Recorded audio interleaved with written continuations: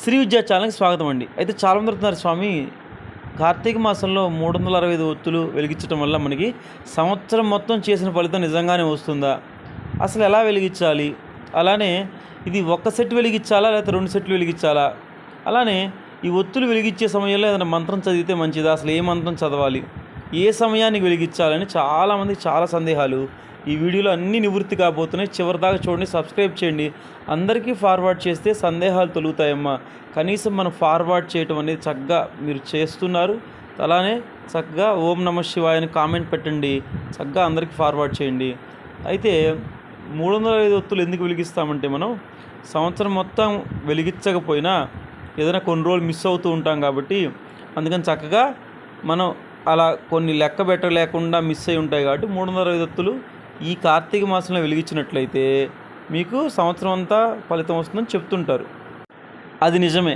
కానీ మీరు గమనించినట్లయితే ఒక ఒత్తి వేసి వెలిగించకూడదు అని శాస్త్రం చెప్తూ ఉంది.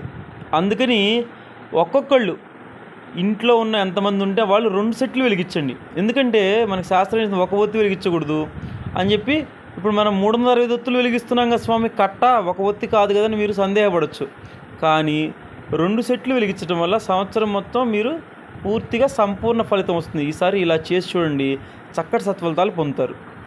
ఎందుకంటే ఒత్తులు 2 వేస్తాం కాబట్టి 2 సెట్లు వెలిగించడం వల్ల సంవత్సరం అంతా సత్ఫలితం వస్తుంది తల్లి. ఓకేనా? ఫలితం కంటే కూడా సత్ఫలితం, చక్కటి సత్ఫలితం వస్తుంది. చక్కగా 2 సెట్లు వెలిగించండి.